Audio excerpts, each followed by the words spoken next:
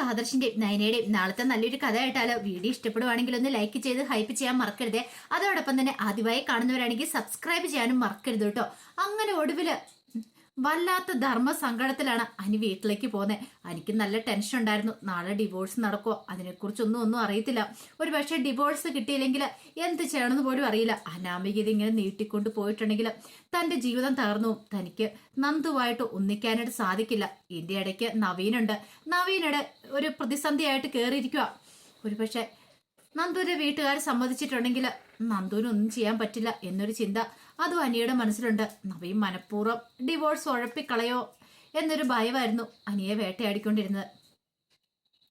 കുറച്ച് കഴിഞ്ഞ് നവീനെ കണ്ടിട്ട് നന്ദു വീട്ടിലേക്ക് ചെല്ലുക. അപ്പൊ കനകയും കോവിന്ദനും കാത്തിരിക്കുന്നുണ്ടായിരുന്നു. അങ്ങനെ നന്ദുവിനെ കണ്ടു കഴിഞ്ഞപ്പോ കന പറഞ്ഞു, മോളെ എനിക്ക് കുറച്ച് കാര്യങ്ങളൊക്കെ സംസാരിക്കാറുണ്ട്.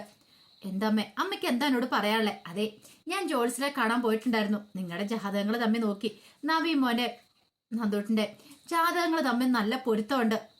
അത് കേട്ടപ്പോ നന്ദു ഇങ്ങനൊരു ഞെട്ടലോടുകൂടി രണ്ടുപേരെ നോക്കണം. ഒരിക്കലും പ്രതീക്ഷിച്ചില്ല. പിന്നെ ജോത്സ്യർ പറഞ്ഞു, നല്ല ജാതകമാണ്, രണ്ടുപേരും കൂടെ ഒരുമിച്ചാൽ നല്ലതാന്ന്.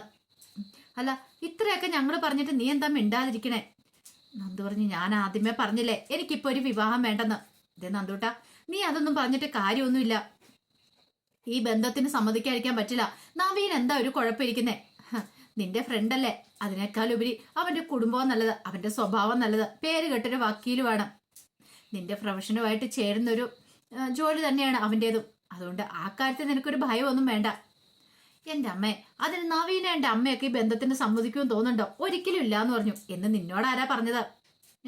അവർ ഈ ബന്ധത്തിന് സമ്മതിക്കും. അതിനുശേഷം നവീൻ മോൻ അവരെയും കൂട്ടിക്കൊണ്ട് ഇങ്ങോട്ട് വരാമെന്ന് പറഞ്ഞിട്ടുണ്ട്. അവരുടെ അച്ഛൻ വന്നതിന് ശേഷം. അപ്പൊ നീ എന്തിനാ ഇങ്ങനെ ടെൻഷൻ അടിക്കുന്നേ? ദേ, ഇനിയിപ്പം ഇത്രയും നല്ലൊരു ബന്ധം നിനക്ക് കിട്ടാനില്ല. നിന്റെ ജീവിതത്തിൽ കിട്ടാൻ പറ്റുന്ന ഏറ്റവും നല്ലൊരു ബന്ധം അത്. അതുകൊണ്ട് ഇനിയിപ്പം നീ മറുത്തൊന്നും പറയേണ്ട കാര്യമൊന്നുമില്ല. അത് കേട്ടപ്പോ നന്ദു പറഞ്ഞു, എനിക്കൊന്ന് ആലോചിക്കണം. എടപടിയെന്ന് എനിക്കൊരു തീരുമാനമൊന്നും പറയാൻ പറ്റില്ല. കോയെന്ന് പറഞ്ഞ് എന്താ ആലോചിക്കാനായിട്ട്? ഞങ്ങൾ തീരുമാനിച്ചു കഴിഞ്ഞു. നിന്റെ നവീന്റെ വിവാഹം നടത്താനായിട്ട്. ഇനി അതിനൊരു മാറ്റം ഉണ്ടാകാൻ പോകുന്നില്ല. അത് കേട്ടപ്പോ നന്ദുവിന് നല്ല ടെൻഷനായി. നന്ദു അകത്തേക്ക് കയറിപ്പോയി. കണ്ടോ ഗോവിന്ദേട്ടാ, ഇത്രയൊക്കെ നമ്മൾ പറഞ്ഞിട്ടും അവളുടെ മുഖത്ത് ഒരു ഭാവവ്യത്യാസം ഉണ്ടോന്ന് നോക്കിയേ. അവൾക്ക് ഈ ബന്ധത്തിന് സമ്മതം ഒരു വാക്കെങ്കിലും അവള് പറഞ്ഞോ? ഇല്ലല്ലോ. ആ ജോത്സ്യനും പറഞ്ഞ പോലെ തന്നെ ഇത് നടക്കോളം തോന്നേ. നമ്മള് വെറുതെ സ്വപ്നം കാണുന്നതെന്ന് എനിക്ക് തോന്നേ. നവീനും നന്ദും കൂടെ ഒന്നിക്കും തോന്നില്ല. ഓരോ ദിവസം ചെല്ലുന്തോറും അവള് നമ്മുടെ മനസ്സിലേക്ക് തീ ഓരിടുന്ന അല്ലാതെ എനിക്കാണെങ്കിൽ ഓർക്കാൻ പോലും പറ്റുന്നില്ല. കാരണം നീ ഇന്ന് ടെൻഷൻ അടിക്കാതിരിക്കുക. എന്താണെങ്കിലും ഇതുവരെ എത്തി കാര്യങ്ങള് അധികം വൈകാതെ നമുക്ക് അറിയാനായിട്ട് സാധിക്കും. നവീൻ വീട്ടുകാരെ വിളിച്ചോണ്ട് വരട്ടെ. അതിനുശേഷം നമുക്ക് തീരുമാനിക്കാം എന്താന്ന്. അതിനു മുമ്പ് നീ എടുത്തു ചാടി ഇനിയിപ്പം അവളോടൊന്നും പറയാനൊന്നും പോണ്ട. അവളുടെ സ്വഭാവത്തെക്കുറിച്ച് അറിയാവുന്നതാണല്ലോ. പിന്നെ കനകയൊന്നും പറയാൻ പോയില്ല. കുറച്ച് കഴിഞ്ഞപ്പോഴാണ് ആദർശം നയനയും കൂടെ അനഘയെ കണ്ടിട്ട് വീട്ടിലേക്ക് മടങ്ങി വരുന്നത്. അങ്ങനെ വരുമ്പോൾ അനിയ ഉണ്ടായിരുന്നു അവിടെ. അങ്ങനെ അനിയെ കണ്ടു കഴിഞ്ഞപ്പോഴത്തേക്കും നയന എന്നിട്ട് പറഞ്ഞു, അല്ല നാളെയല്ലേ നിന്റെ കേസ് കോടതിയെ വിളിക്കുന്നത്? എനിക്ക് അതിൻ്റെ നല്ല ടെൻഷനുണ്ട്. കാരണം നാളെ നവീനാണ് കേസ് ബാധിക്കുന്നത്. എനിക്ക് ഡിവോഴ്സ് കിട്ടുമോന്ന് പോലും നല്ല ഭയമുണ്ട്. നീ എന്തിനാടാ പേടിക്കണേ?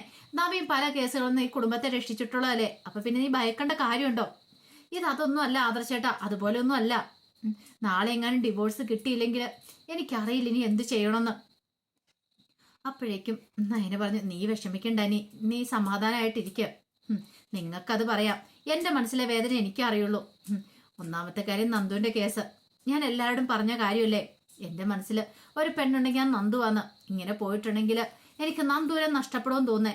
ഒടുവിൽ നന്ദു ഇല്ല, എൻ്റെ ഡിവോഴ്സ് നടക്കില്ലെന്ന് എനിക്ക് തോന്നേ. നയന പറഞ്ഞു, എടാ നിന്നെക്കുറിച്ച് സംസാരിക്കാൻ വേണ്ടിയിട്ടാണ് ഞങ്ങൾ വീട്ടിലേക്ക് പോയത്. പക്ഷെ അവിടെ ചെന്ന് കഴിഞ്ഞപ്പോൾ അച്ഛൻ്റെ അമ്മയുടെ മുന്നിൽ വെച്ച് ഞങ്ങൾക്ക് ഈ കാര്യങ്ങളെക്കുറിച്ച് ഒന്നും സംസാരിക്കാൻ പറ്റിയില്ല. കാരണം അവരൊക്കെ ഭയങ്കര പ്രതീക്ഷയില്ല. നവീനുമായിട്ടുള്ള ബന്ധം അതവർക്ക് ഭയങ്കര താല്പര്യമുണ്ട്. നന്ദുവിന് ചേരുന്ന ബന്ധമാണെന്നാ പറയണേ. അപ്പൊ പിന്നെ നിന്റെ കാര്യം ഞങ്ങൾ എങ്ങനെയാ പറയണേ? അതുകൊണ്ട് നിന്നെക്കുറിച്ചൊന്നും ഞങ്ങൾക്ക് പറയാൻ പറ്റിയില്ല. അത് കേട്ട് കഴിഞ്ഞപ്പോൾ അനി പറഞ്ഞു, അപ്പം ചുരുക്കം പറഞ്ഞിട്ടുണ്ടെങ്കിൽ എനിക്ക് നന്ദുവിനെ കിട്ടില്ല എന്നർത്ഥമല്ലേ? എടാ അതെങ്ങനെയാടാ ഞങ്ങൾ ഇന്ന് പറയണത്? നിനക്കറിയാവുന്ന കാര്യമല്ലേ. നയനയുടെ അച്ഛനും അമ്മേനെ കുറിച്ചൊക്കെ അവർ നേരത്തെ അവരുടെ അഭിപ്രായം പറഞ്ഞല്ലേ. 2 മക്കളെ ഇങ്ങോട്ടേക്ക് വിട്ടു. ഒരാളെയും കൂടെ വിടാൻ താല്പര്യമില്ലെന്ന് പറഞ്ഞു കഴിഞ്ഞു. അവരുടെ താല്പര്യക്കുറവിന് കാരണം നിനക്കറിയാലോ. ഒരു കാരണവശാലും ഇളയം ഈ ബന്ധത്തിന് സമ്മതിക്കില്ല എന്ന് അർത്ഥം മുറിച്ച് പറഞ്ഞിട്ടുണ്ട്. അങ്ങനെ ഒരു സാഹചര്യത്തില് പിന്നെ അവൻ എങ്ങനെയാ സമ്മതിക്കുന്നേ? നീ അതും കൂടെ ചിന്തിക്കണം, അവരുടെ ഭാഗത്തുനിന്നും കൂടെ ചിന്തിക്കുക. അല്ല, ഞങ്ങൾക്കൊന്നും ചെയ്യാനും പറയാനും പറ്റില്ല എന്ന് പറഞ്ഞു. എനിക്ക് വല്ലാത്തൊരു വിഷമമായിരുന്നു. അതിന് സങ്കടത്തോട് കൂടിയിട്ടാണ് മുറിയിലേക്ക് കയറി പോന്നെ. കുറച്ച് കഴിഞ്ഞപ്പോഴത്തേനും ആദർശിനോട് നയന പറഞ്ഞു, ആദർശേട്ടാ എനിക്ക് നല്ല വിഷമം വരുന്നുണ്ട് അനിയുടെ കാര്യം ഓർത്തിട്ട്. ഒരു പക്ഷെ ഇനി അച്ഛനും അമ്മയൊക്കെ സമ്മതിച്ച് നന്ദുവും നവീനും തമ്മിലുള്ള വിവാഹം അങ്ങനെ നടത്തിയിട്ടുണ്ടെങ്കിൽ അനിയുടെ ജീവിതം എന്തായി തീരും? അവന്റെ മനസ്സിലുള്ള കാര്യങ്ങൾ നമ്മളോട് എല്ലാവരോടും തുറന്നു പറഞ്ഞിട്ട് അവന്റെ ഒരു ജീവിതം ഇല്ലാതായി പോവോ? എനിക്ക് ആ ഒരു ഭയമുണ്ട്. ആദർശ് പറഞ്ഞു, എനിക്കും അതുപോലെയൊക്കെ തന്നെയാ. ഇപ്പൊ എന്റെ മനസ്സിലെ ആഗ്രഹം അനിയും നന്ദും കൂടെ ഒന്നിക്കണം എന്നുള്ള. പക്ഷെ അങ്ങനെ ഒന്നിക്കണമെങ്കിൽ അതിന് തടസ്സങ്ങൾ ഏറെയാണ്. ഒന്നാമത്തെ കാര്യം ഇളയമ്മ സമ്മതിക്കുവാണെങ്കിൽ പിന്നെ നിന്റെ അച്ഛനും അമ്മയെ എങ്ങനെയെങ്കിലുമൊക്കെ ഒന്ന് പറഞ്ഞ് സമ്മതിപ്പിക്കായിരുന്നു. പക്ഷെ ഇളയമ്മ അതിന് സമ്മതം മൂളുമെന്ന് എനിക്ക് തോന്നുന്നില്ല. നോക്കാം, എന്താണെങ്കിലും അച്ഛനും അമ്മയും ഒടുവിൽ എന്ത് തീരുമാനം എടുക്കും നോക്കാം. നന്ദുവിന്റെ തീരുമാനമാണ് ഇതിനേക്കാൾ എല്ലാത്തിനേക്കാളും വലുത്. അവൾ എന്ത് തീരുമാനം എടുക്കുമെന്ന് അറിയില്ലല്ലോ. അല്ല, അവൾ ഈ വിവാഹത്തിന് സമ്മതിക്കുമെന്ന് എനിക്ക് തോന്നുന്നില്ല. അങ്ങനെ അനി ആകെപ്പാടെ വിഷമിച്ചിരിക്കുന്ന കുറച്ചു നേരം കഴിഞ്ഞപ്പോൾ അനിക്കൊരു ഗിഫ്റ്റ് വരുവാണ്. അങ്ങനെ അനി അത് പോയി വാങ്ങിച്ചു. ഒരു കൊറിയറായിട്ട് വന്ന ഗിഫ്റ്റാണ്. അങ്ങനെ ആദ്യം അനി അത് തുറന്നു നോക്കണം, ആരായിരിക്കും തനിക്ക് ഗിഫ്റ്റ് അയച്ച. അതൊന്നും എനിക്കറിയില്ല. തുറന്നു നോക്കിക്കഴിഞ്ഞപ്പോൾ അതിനകത്ത് എഴുതിയിരിക്കുന്നത് നാളത്തെ ഡിവോഴ്സ് നടക്കില്ലെന്നുള്ളതാണ്. അനി ഒരു നിമിഷം ഞെട്ടിപ്പോയി. ഇതാരായിരിക്കും പോലും അയച്ചിരിക്കുന്നത്? ഡിവോഴ്സ് നടക്കില്ല. നേരത്തെ ഇങ്ങനെ ഗിഫ്റ്റൊക്കെ ഇടുന്ന അനാമികയായിരുന്നു. ഇനിയിപ്പോൾ അവളെങ്ങാനും ആണോ, അതോ ഇനി വേറെ ആരെങ്കിലും ആണോ? തന്നോട് വൈരാഗ്യമുള്ള വേറെ ആരാ? ഇനി നവീനെങ്ങാനും വേണം. അവനിങ്ങനെ ഒരു ഗിഫ്റ്റ് അയക്കേണ്ട കാര്യമൊന്നുമില്ല. ഒരു പക്ഷെ അനാമികയാണോ? അവള് നാളെ തനിക്ക് ഡിവോഴ്സ് തരില്ല എന്ന് വാശി പിടിച്ചിരുന്നിട്ടുണ്ടെങ്കിൽ നവീനൊന്നും ചെയ്യാൻ പറ്റില്ല. കോടതിയിൽ കോമ്പൻസേഷൻ വേണമെന്ന് പറഞ്ഞുകൊണ്ട് അവള് വാശി പിടിച്ചിട്ടുണ്ട്. എന്ത് ചെയ്യണമെന്ന് അറിയില്ല. മുത്തശ്ശൻ എന്താണല്ലോ അത് കൊടുക്കാനായിട്ട് തയ്യാറാവത്തുമില്ല. അനി ആ പേപ്പറും പിടിച്ചിങ്ങനെ ഇരിക്കുകയാണ്. അനിക്ക് വല്ലാത്തൊരു ബുദ്ധിമുട്ടായിരുന്നു. എന്ത് ചെയ്യണമെന്ന് അറിയത്തില്ലാത്തൊരു ടെൻഷനും കാര്യങ്ങളൊക്കെ അനിയെ പിന്തുടരുന്നുണ്ടായിരുന്നു. കുറച്ച് കഴിഞ്ഞപ്പോഴത്തേനും നവ്യെ മുറിയിലേക്ക് ചെല്ലുമ്പോൾ അഭി ഫോൺ വിളിച്ചുകൊണ്ടിരിക്കുമായിരുന്നു. അങ്ങനെ നവ്യെ കണ്ടു കഴിഞ്ഞപ്പോഴത്തേനും അഭി പറഞ്ഞു, നാളെയാണല്ലോ അനിയ ഡിവോഴ്സും കാര്യങ്ങളും. അത് കേട്ടത് നവ്യ പറഞ്ഞു, നാളെ ചിലപ്പോൾ എനിക്ക് ഡിവോഴ്സ് കിട്ടുമായിരിക്കും. അഭി പറഞ്ഞു, കിട്ടുമല്ലോ ഒന്നും ഉറപ്പില്ല. അനാമികയല്ലേ ആള്, അവളുടെ സ്വഭാവം പറയാൻ പറ്റില്ല. നവ്യ പറഞ്ഞു, എത്രയും പെട്ടെന്ന് തന്നെ എനിക്ക് ഡിവോഴ്സ് കിട്ടിയാൽ മതിയായിരുന്നു. അത് കേട്ട് കഴിഞ്ഞപ്പോൾ അഭി പറഞ്ഞു, എൻ്റെ ആഗ്രഹം അത് തന്നെയാ. അങ്ങനെയാണെങ്കിലാണ് അവന്തികയും അനിയൻ തമ്മിൽ ഒന്നിപ്പിക്കാനായിട്ട് പറ്റുള്ളൂ. മുത്തശ്ശൻ വാക്ക് പറഞ്ഞിരിക്കുന്ന ഡിവോഴ്സ് കഴിഞ്ഞ ഉടനെ അവരുടെ കല്യാണം നടത്താന്ന്. ഇനിയിപ്പോൾ എൻഗേജ്മെന്റ് ഒന്നും വേണ്ടാന്ന്. പക്ഷെ നവ്യ ആ സമയത്ത് മനസ്സിൽ പറയുന്ന വേറൊരു കാര്യമായിരുന്നു. ഒരു കാരണവശാലും അവന്തിക അനിയൻ തമ്മിലുള്ള വിവാഹം നടക്കാനായിട്ട് പോകുന്നില്ല. നടക്കുന്നത് അനിയും നന്ദുവും തമ്മിലുള്ളതായിരിക്കും. എടാ, നിന്റെ കുടുംബക്കാരുടെ മനസ്സെന്താന്ന് എനിക്ക് നന്നായിട്ട് മനസ്സിലാക്കിയോളാം ഞാൻ. നീ നിന്റെ പെങ്ങളൊക്കെ എന്താന്നുള്ള കാര്യം. ഒരു കാരണവശാലും അനിയുടെ ജീവൻ നശിപ്പിക്കാൻ ഞാൻ തയ്യാറാവില്ല. അതുമാത്രമല്ല, നന്ദുവിന് കിട്ടേണ്ടതാ അനിയെ. അവര് തമ്മിൽ ഇഷ്ടത്തിലാണെങ്കിൽ ആ ബന്ധം നടക്കുക തന്നെ ചെയ്യൂടാ. അതോടൊപ്പം തന്നെ നിനക്കിട്ടുള്ള പണി ഒരുങ്ങിക്കഴിഞ്ഞു. അനൊക്കെ പതുക്കെ നടക്കാനായിട്ട് തുടങ്ങി. അധികം വൈകാതെ അവള് സംസാരിക്കും. നമിത അങ്ങനെയൊക്കെയുള്ള കാര്യങ്ങളൊക്കെ വിളിച്ചു പറഞ്ഞിട്ടുണ്ടായിരുന്നു. ഇടയ്ക്ക് നമിത അവിടെ ചെന്നിട്ടുണ്ടായിരുന്നല്ലോ. അപ്പൊ ആ ഒരു പ്രതീക്ഷയിലാണ് നവ്യ ഇരിക്കുന്നത്. അനഘ വരും. അനഘ വന്നു കഴിഞ്ഞിട്ട് ഇവന്റെ മുഖത്ത് നോക്കി പറയും കാര്യങ്ങളൊക്കെ. ഈ വീട്ടിലേക്ക് അവള് കയറി വരണം. അവളെയും കൊണ്ട് താനായിരിക്കും വരാനായിട്ട് പോകുന്നേ. ചന്തുമോളുടെ അച്ഛനാരാന്നുള്ള കാര്യം അവളെ കൊണ്ട് തന്നെ പറയിപ്പിക്കണം. ആ ഒരു ദിവസത്തിന് വേണ്ടിയിട്ടാ നവ്യയും കാത്തിരിക്കുന്നത്. നവ്യ അതാണ് ഇടയ്ക്കിടയ്ക്ക് പോയി നമിതയെ വിട്ട് അന്വേഷിപ്പിച്ചുകൊണ്ടിരിക്കുന്ന കാര്യങ്ങളൊക്കെ.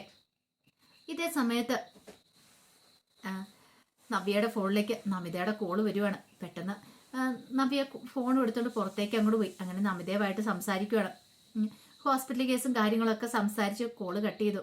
പക്ഷെ നവ്യയുടെ ഫോണിലേക്ക് വരുന്ന കോളൊക്കെ ട്രേസ് ചെയ്യാനായിട്ട് സേവ്യറിനെ ഏർപ്പാടാക്കിയിട്ടുണ്ടായിരുന്നു. അങ്ങനെ സേവ്യറിന് ആ നമ്പർ കിട്ടുവാണ്. ഒടുവിൽ ആദർശിനെ വിളിച്ചിട്ട് സേവ്യർ ആ കാര്യങ്ങൾ പറയാം. അതെ, ആദർശ് സാർ നേരത്തെ എനിക്കൊരു നമ്പർ തന്നിട്ടുണ്ടായിരുന്നല്ലോ. ആ നമ്പറിൽ നിന്നാണ് നവ്യയുടെ ഫോണിലേക്ക് കോള് വന്നിരിക്കുന്നതെന്ന് പറഞ്ഞു. ഏത് നമ്പറിൽ നിന്ന്? ഒരു അജ്ഞാത നമ്പറിൽ നിന്ന്. ആദർശ് സാറിന് ഇടയ്ക്ക് മെസ്സേജ് വരില്ലായിരുന്നോ, മുന്നറിയിപ്പുകളൊക്കെ തന്ന? ആ നമ്പറിൽ നിന്നാണ് നവ്യക്ക് കോള് വന്നിരിക്കുന്നു പറഞ്ഞു. ഒരു നിമിഷം ആദർശ് ഞെട്ടിപ്പോയി. അപ്പം നവ്യയും ആ അജ്ഞാത നമ്പറിൽ തമ്മിൽ ബന്ധമുണ്ടോ എന്നൊരു ചിന്ത മനസ്സിലുണ്ടാകുന്നുണ്ട്. അപ്പൊ ഇനി നവ്യയാണോ അതിന്റെ ഇടയ്ക്ക് കിടന്ന് കളിക്കുന്നത്? ഇത്രയും നാളും രക്ഷിക്കാനായിട്ട് കാര്യങ്ങളൊക്കെ ചെയ്തുകൊണ്ടിരുന്ന നവ്യയാണോ എന്നൊരു ചിന്ത ആദർശിന്റെ മനസ്സിലുണ്ടാകുന്നുണ്ട്.